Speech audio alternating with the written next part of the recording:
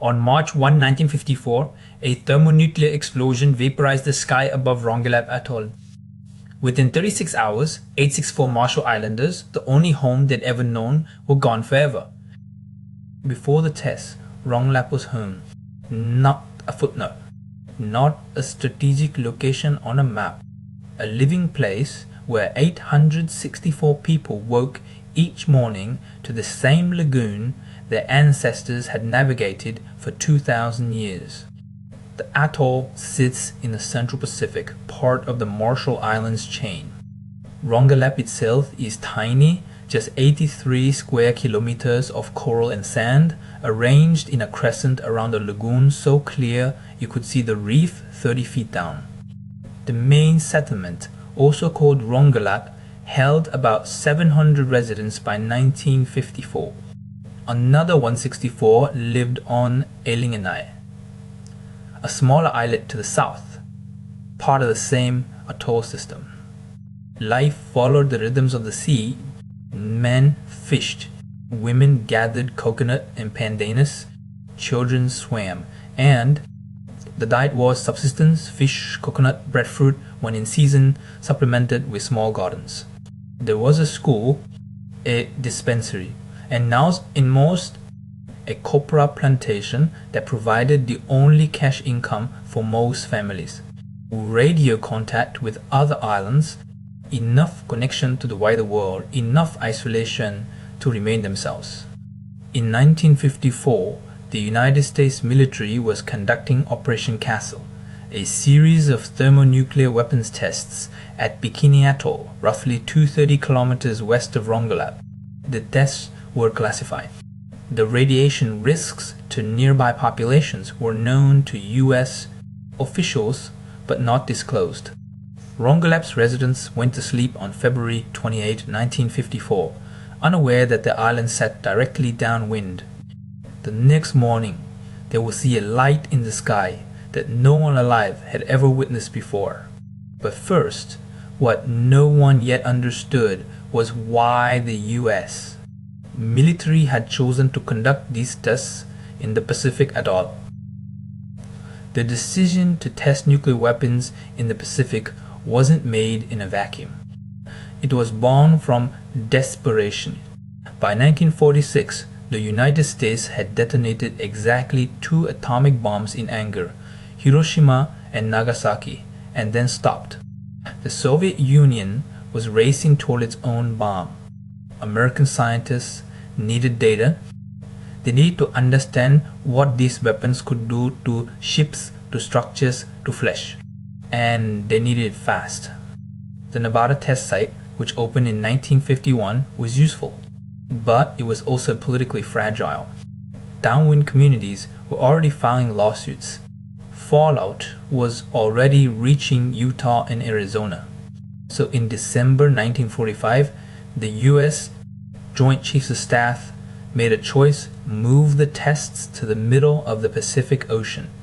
In 1946, they selected Bikini Atoll, a remote coral ring in the Marshall Islands, 2,400 miles southwest of Hawaii.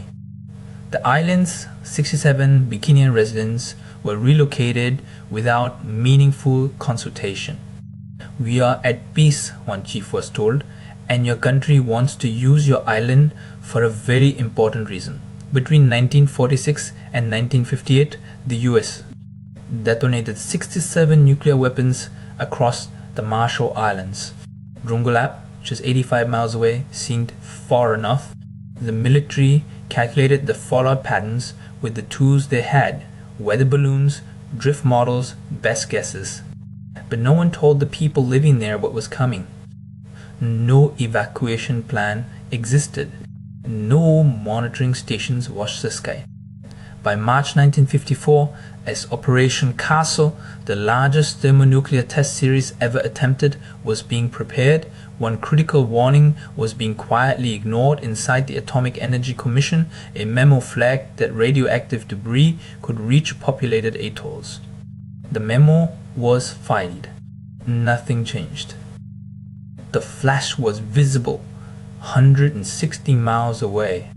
At 6:04:05 a.m., on March 1, 1954, The Bravo device detonated over Bikini Atoll with a yield of 15 megatons, nearly triple the 5 megatons weapons designers had calculated. The blast vaporized the entire atoll's reef. But 864 people in Rongelap, downwind 90 miles east, felt only a distant rumble. By 7:03 am, radioactive fallout had begun to blanket the lagoon. The Rongelapese saw nothing. They went to work, tended gardens, children played. The contamination came as an invisible snow, strontium-90, cesium-137, iodine-131, settling on roofs, water cisterns, food supplies. Exposure rates would later be measured at 190 roentgens per hour at the island's edge. At 11:03 am, a U.S. monitoring team detected the radiation plume. The message took hours to reach Naval Command. Not until 2 p.m. did officials order the evacuation. Even then, no one told the Rongelapese why. By sunset, an LST cargo ship arrived with no explanation. Parents gathered children into boats. An elderly woman named Lijong Eknilang would later recall the fear, not of radiation, which she had never heard of, but of the sudden order to leave everything. Within 36 hours, all 862 residents had been transported to Egypt Island, a cramped atoll 105 miles away. The houses they left behind were contaminated. The fish in their lagoon were contaminated. The soil beneath their feet would be contaminated for decades. What the evacuees didn't know was that military officials had already discussed relocating them weeks before Bravo detonated. And what came next was a series of broken promises that would span 3 decades. 864 people vanished from Rongelap in 36 hours. Not dead, displaced. For 3 decades, they existed in a legal and physical void. No home, no sovereignty over their own return. The US military had prepared the evacuation plan weeks before Bravo fired, not as a precaution, as a contingency. On March 1st, 1954, when the blast wave reached the atoll, officials already knew where the Rongelapese would go. Ajit Island, a smaller atoll 125 miles south, with no permanent population and minimal infrastructure. The move was not rescue. It was removal. Back on Rongelap itself, the absence carved into daily life. Breadfruit trees withered. Coconut palms died. Fish stocks collapsed. Whether from radiation or ecosystem collapse, the records don't clearly separate the two. The island became a half-life, contaminated but not forbidden, empty but not abandoned. By 1957, 3 years after evacuation, some Rongelapese returned briefly to salvage belongings. They found their homes untouched, waiting. The American government offered 2 narratives simultaneously. To Congress, the evacuation was precautionary, well executed, humane. To the Rongelapese, return was impossible due to residual contamination, though official surveys contradicted each other on radiation levels. Dr. Robert Conard, the Brookhaven National Laboratory physician assigned to monitor the evacuees' health, documented thyroid cancers, growth stunting in children, and reproductive complications. Between 1954 and 1984, Rongelap residents suffered cancer rates 8 to 10 times higher than baseline populations. Conard's reports were filed, acknowledged, largely unacted upon. Meanwhile, Ajit Island could never sustain permanent settlement. The soil was poor. Typhoons came without warning. Children were born in exile. Elders died watching the horizon toward home 105 miles north. What nobody predicted was how the Rongelapese themselves would organize to return, and what they would discover when independent scientists finally tested their island in 1982. In 1982, 28 years after the evacuation, Rongelapese leader Jetong Anjain authorized independent testing.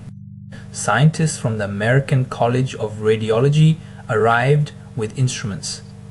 What they found stopped the conversation cold. Cesium-137 levels in the soil remained at 11.5 times the safe limit set by the US. Government. The island wasn't habitable, it wasn't close. Anjay has spent 3 decades petitioning. In 1980, he traveled to the United Nations to testify. He was dying, thyroid cancer, like so many others. He told the assembly, "We are a vanishing people." Within months, he was gone. He was 46. Today, what remains of Rongelap is architectural. The concrete foundations of the old schoolhouse, the rusted water tanks. Coconut palms still grow there, but the island grows nothing the people can eat without risk.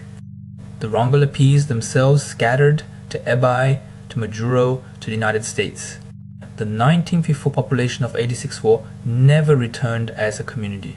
The US provided $103 million in reparations, finally in 1988. Adjusted for inflation, that amounts to roughly $490 million today. Money does not restore a home. It does not reverse the medical record. Cancer rates among exposed Rongelapese remain 3 times higher than the Marshall Islands' general population. Thyroid disease is endemic, but something the scientists didn't predict happened in those 3 decades of waiting. The Rongelapese didn't forget. They documented, they organized, and in 1995 they demanded something that the US government had never granted any nuclear test community: full access to classified medical and radiation records. What those documents revealed about what officials knew and when they knew it would reshape the entire story. The bomb had a half-life measured in decades. The displacement lasted 30 years. Another file is already open: the forgotten nuclear tests that erased entire nations from their own land. If history interests you, subscribe to the archive.